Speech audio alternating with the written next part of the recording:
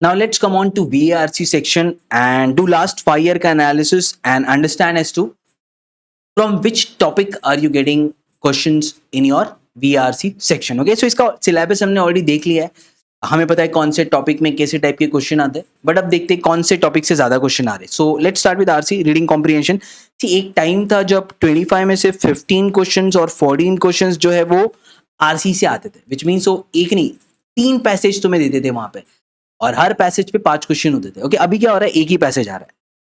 As you can understand, there is only one passage that you are getting. Okay, और ये भी एक चीज है कि 20 क्वेश्चंस हो गए. ठीक है, जब 25 क्वेश्चंस भी थे ना तब भी एक ही पैसेज आ रहा था 2020 एंड 2021 में. So that makes RC important. Not that important what it was few years back, but certainly important. Okay, so first important thing here is RC. RC को कैसे टैकल करना है, 20% 80% स्ट्रैटेजी, वो सब मैंने सिलेबस में कवर कर दिया है, राइट. 20% ऑफ द आरसी पढ़ के 80% ऑफ द क्वेश्चन कैसे आंसर करना है, सो वो सब हम वर्कशॉप में देखेंगे. But you have to understand RC is very very important. उसके बाद आते हैं कुछ टॉपिक जो सीमैट के पॉइंट ऑफ व्यू से ज्यादा इंपॉर्टेंट बन जाते हैं, जो यहाँ पे ग्रीन में है. Synonyms, antonyms, idioms and phrases and filling the blanks. See, अब क्या होता है, ये filling the blanks वाले क्वेश्चन दूसरे एग्जाम्स में थोड़े कम आते हैं. idioms and phrases अगेन दूसरे एग्जाम्स में थोड़े कम आते हैं. एट द सेम टाइम तुम्हारे जो synonyms antonyms से आते बट सफिशिएंट, जितने क्वेश्चन है उसके कंपैरिजन में synonyms antonyms के क्वेश्चन एज यू सी कम होते, बट यहाँ पे बहुत होते हैं. Check it, 3 question, 5 question, 8 question. और इनफैक्ट ये जो तुम्हारा आरसी भी है ना, ये जो 4 क्वेश्चन, उसमें से भी एक सिमिलर मीनिंग और ऑपोजिट मीनिंग वाला क्वेश्चन होगा. ओके, विच मींस वोकैबुलरी जो है ना बहुत इंपॉर्टेंट हो जाता है यहाँ पे. और वोकैबुलरी के लिए हमें क्या पढ़ना है, नॉर्मन लुइस. ओके, उस पे एक बुक आता है how to study vocabulary by root prefix suffix analysis. Okay, ये मैंने बताया था जब हम सिलेबस वर्कशॉप कर रहे थे, एमएचसीईटी में बताया था. चलो यहाँ पे देख लेते कि वोकैबुलरी होता क्या है, क्योंकि ये इतना इंपॉर्टेंट है ना हमारे लिए. सो इसको पढ़ना हमारे लिए इंपॉर्टेंट बन जाता है. सी, अब क्या करेंगे, क्योंकि इतने वर्ड्स आ रहे हैं और हमारे लिए वोकैबुलरी इतना इंपॉर्टेंट बढ़ रहा है, तो हमें वर्ड्स का मीनिंग पता होना चाहिए ना. जैसे अगर उन्होंने पूछ लिया एम्बीडेक्स्ट्रस, इसका मीनिंग बताओ, कि एम्बीवैलेंट, इसका मीनिंग बताओ, इक्विवोकल, इसका मीनिंग बताओ. सो ऐसे टाइप के वर्ड्स के मीनिंग अब कितने पढ़ लेंगे हम, इतने सारे वर्ड्स है, उसमें से हमारी एग्जाम में क्या आएगा, कब तक पढ़ लेंगे ना हम. सो इसीलिए हम उसके लिए एक ट्रिक डेवलप करते हैं जो हमने नहीं किया है, नॉर्मन लुइस की बुक में दिया है. It is called as root prefix suffix analysis.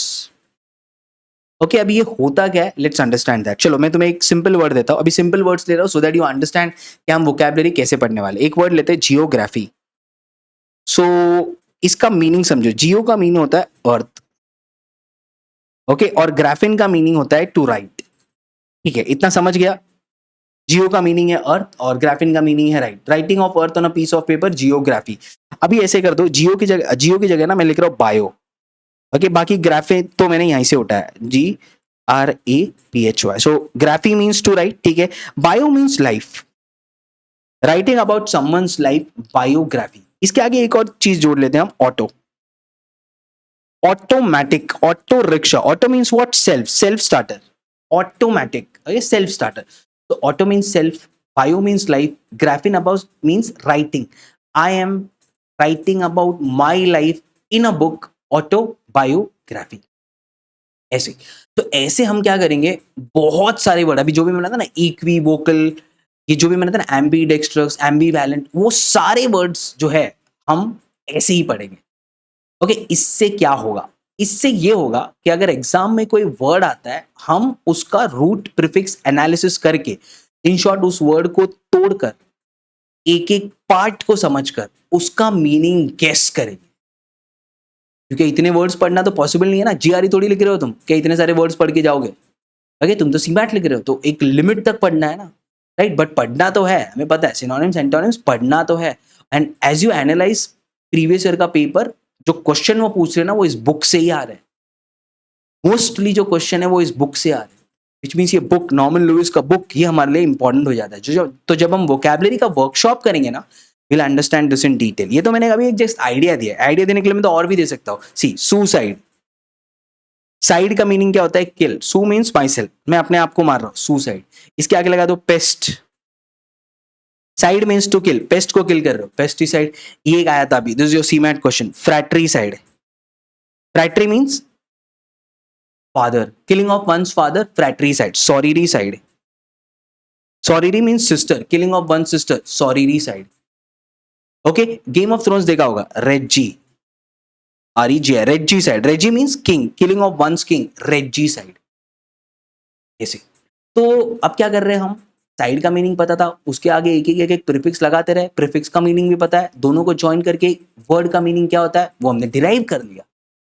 तो रट्टा मारने से तो अच्छा है कि हम उस वर्ड के रूट्स का मीनिंग समझ ले, और एक बार रूट्स का मीनिंग समझ गया ना, उस वर्ड के रूट से कोई और वर्ड आ रहा है तो उसका मीनिंग हम प्रोबेबली गेस कर सकते हैं, क्योंकि एग्जाम में ऑप्शंस दिए होंगे, राइट? ऐसे पढ़ेंगे हम vocabulary. Okay, I hope all of you are getting my point. Okay, so this is how we'll study your vocabulary. So vocabulary यहाँ पे एक important factor बन जाता है,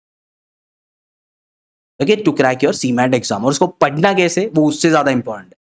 सीधा सीधा रट्टा मारोगे कुछ नहीं कर पाओगे एग्जाम, okay, बट अगर समझ के पढ़ोगे ना, तो पैसेज में भी किसी वर्ड का मीनिंग पूछ रहा है ना, तो तुम बता पाओगे क्या इसका मीनिंग ये हो सकता है। 3 ऑप्शन तो एलिमिनेट कर दे, 50-50 है, इसमें से एक है, तो क्या है, रिस्क कम हो रहा है ना तुम्हारा। Okay, that is how you have to study vocabulary. Okay, so very important synonyms and antonyms. फिर हम आ जाते हैं फिलिंग द ब्लैंक्स पे। तो इस सिलेबस एक्सप्लेन करते हुए मैंने बताया था ना, फिलिंग द ब्लैंक, इसमें भी वोकैबुलरी इंपॉर्टेंट हो जाता है।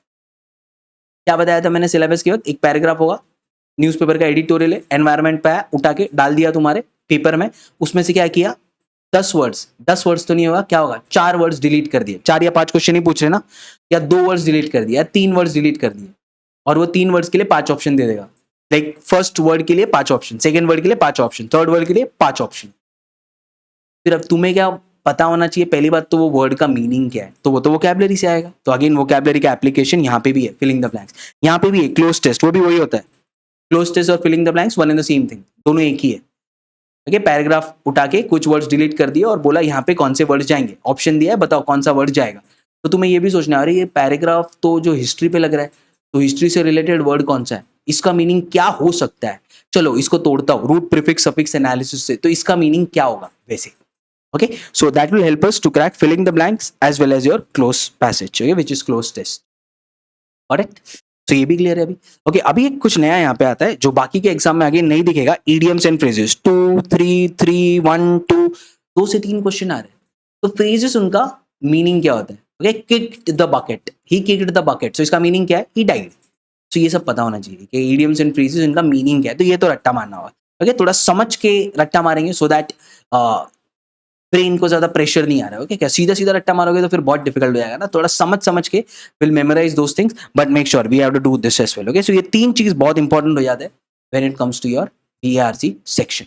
ओके, और क्या और आ जाता है यहाँ पे, अभी कुछ नया आ रहा है, वो है सेंटेंस कंप्लीशन। पहले नहीं आया था, सी नहीं आया था, बट एक साल 2021 में पूछ लिया, ठीक है इतना लाइन दिया, बताओ ये लास्ट वाला लाइन कौन सा होगा, तुम कंप्लीट करो सेंटेंस। पैराजंबल नहीं है ये, पैराजंबल में एक ही पैराग्राफ को 5 पार्ट्स में तोड़ के जंबल कर देगा, बोलेगा अरेंज करो, वो होता है पैराजंबल। ओके, ये है सेंटेंस कंप्लीशन, उसी ही तरह है, बट देन एक पैराग्राफ देगा, एक सेंटेंस निकाल देगा लास्ट वाला, बोलेगा इसको कंप्लीट करने के लिए 5 ऑप्शन में से कौन सा सेंटेंस कंप्लीट करेगा वो बताओ, तो उसको भी हम प्रैक्टिस करेंगे। सेंटेंस करेक्शन और एरर स्पॉटिंग ये ग्रामर से हो जाएगा। तो जब हम ग्रामर पढ़ेंगे, basics of article, okay, active voice, passive voice, adjectives, verbs, जब ये सारी चीजें पढ़ेंगे तो वो भी समझ जाएगा कि एरर स्पॉटिंग और सेंटेंस करेक्शन वाले कैसे लेने। ओके, और इसमें भी आ रहे क्वेश्चन 1 2, फिर नहीं आया एरर स्पॉटिंग पे, बट सेंटेंस करेक्शन पे बहुत आ रहे 2 2 सी लास्ट ईयर तो 4 क्वेश्चन है। Okay, so that makes grammar again important. तो 3 ही चीजें as a summarise, RC, vocabulary, grammar, उससे बाकी की सारी चीजें तुम यहाँ पे टैकल कर सकते हो when it comes to VRC section. Okay, so काफी क्लियर है अब सब कुछ। अब बाकी तो फिर छोटा छोटा टॉपिक बच जाता है। Parajumble, as you know parajumble क्या है वो हम देख लेंगे, इसको टैकल कैसे करना है, एक एक क्वेश्चन आ रहा है तो अगेन वो थोड़ा इंपॉर्टेंट हो जाता है, इसलिए येलो में। एक्टिव एंड पॉसिव वॉइस आया नहीं है, बट लास्ट ईयर एक क्वेश्चन पूछ लिया तो इसको भी देख ही लेंगे हम, काफी सिंपल होता है, बस थोड़ा बेसिक्स पता होना चाहिए, क्वेश्चन आ गया तो we should be able to tackle it. Cloze test हो चुका है, एरर स्पॉटिंग हो चुका है, filling the blanks, idioms and phrases देख लिया, स्पेलिंग एंड एनालॉजी। एनालॉजी वही वाला है जो रीजनिंग में देखा था ना, वही वाला एनालॉजी यहाँ पे, सिमिलैरिटी, ये चीज इसको ऐसे सिमिलर है तो दूसरा कैसे सिमिलर होगा।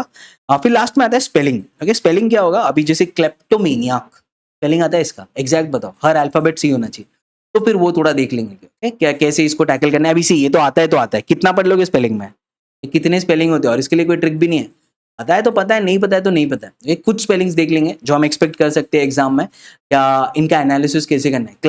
तो मेनिया, सो फिर एक एक अल्फाबेट को कैसे सोच सकते हो थोड़ा बहुत देख लेंगे इस पे, but again still we can keep it in yellow, इतना इंपॉर्टेंस नहीं है, बट ये तो इंस्टिंक्ट पे ही जाएगा, ओके इसके लिए ज्यादा पढ़ नहीं सकते हो, आया तो फिर तुम्हें स्पेलिंग पता है या तो नहीं पता है, okay so this completes our VARC section. As I said 3 of the most important topic RC, synonyms antonyms, filling the blank, इसी में आ जाता है क्लोज टेस्ट, और एक टॉपिक हो जाता है हमारा idioms एंड फ्रेजेस। ये तो बहुत अच्छे से करने, बाकी सब करने हैं इतने कि बेसिक प्रॉब्लम आ जाए तो हमसे वो प्रॉब्लम बन जाएगा, okay so I hope you got an idea कि अगर हम VARC सेक्शन में एक वर्कशॉप कर रहे हैं RC का, you should have an idea इसका ये इंपॉर्टेंस है, idioms एंड फ्रेजेस पढ़ रहे अरे CMAT लिख रहा हूं इसमें तो ये इंपॉर्टेंस है, फिलिंग द ब्लैंक्स कर रहे अरे CMAT लिख रहा हूं इसमें ये इंपॉर्टेंस है, ओके ऐसे वो क्लिक होना चाहिए, इसीलिए हम लास्ट 5 ईयर का एनालिसिस कर रहे हैं so that we have a better idea before we start with our CMAT 99 workshops.